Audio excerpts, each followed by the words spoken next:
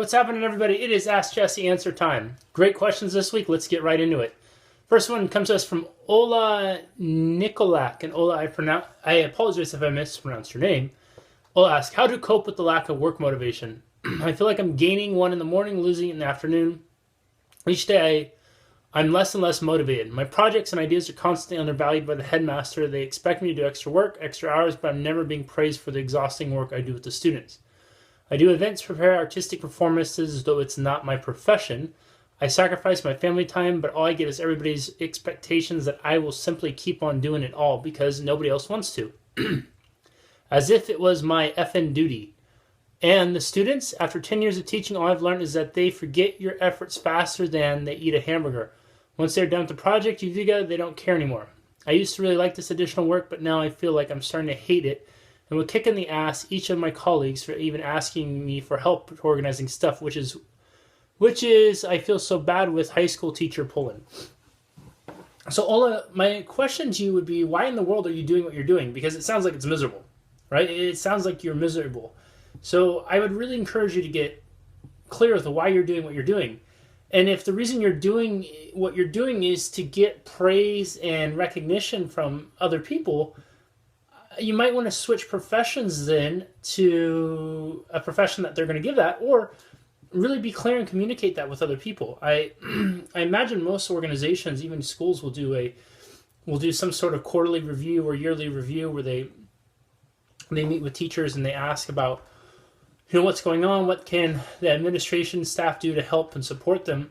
That might be something worth bringing up.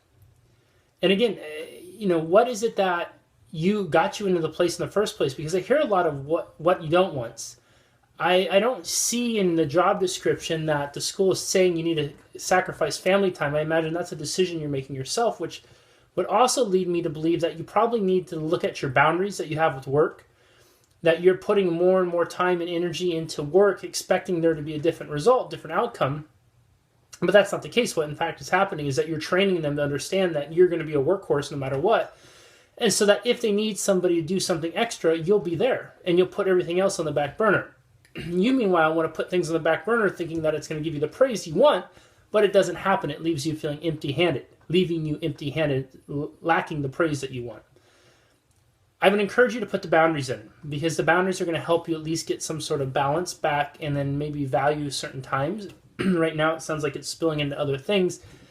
And I would imagine, based on what you say, there's not a lot of happy attitude coming out of you when you're going into work, which may be the reason why the students are reacting to you as a hamburger, because they're seeing, kids are pretty smart and they're picking up that your passion is just not there. I don't know if anybody else who's watching this video, you could back me up too. I can certainly remember the impact certain teachers made on me. And I am so grateful for the ones who showed up with a ton of passion.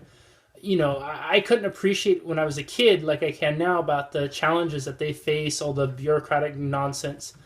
And I'm so grateful for the ones who really did put in that extra effort. So anybody who else is watching this, maybe leave a comment below if you can remember a teacher who made a difference on you, just so Ola can see that there are people out there who teachers really impact. And I think that impact is going to come from the passion that the teacher puts out. If you're there to get a paycheck and recognition, working with students may not be the best field for you. If you're there to really make a difference in students' lives, I bet you could figure out how to make everything else work. Does that make sense? Good question. Next one comes to us from Deborah Smothers Rippy. And Deborah asks, my question is, I have been depressed for the last few months. Nothing seems to make me happy at all. That's a little typo. And now my friends are starting to notice people at work will ask me, how are you today? And I will say, awesome, but inside I'm not happy. What do you think I should do to make myself happy?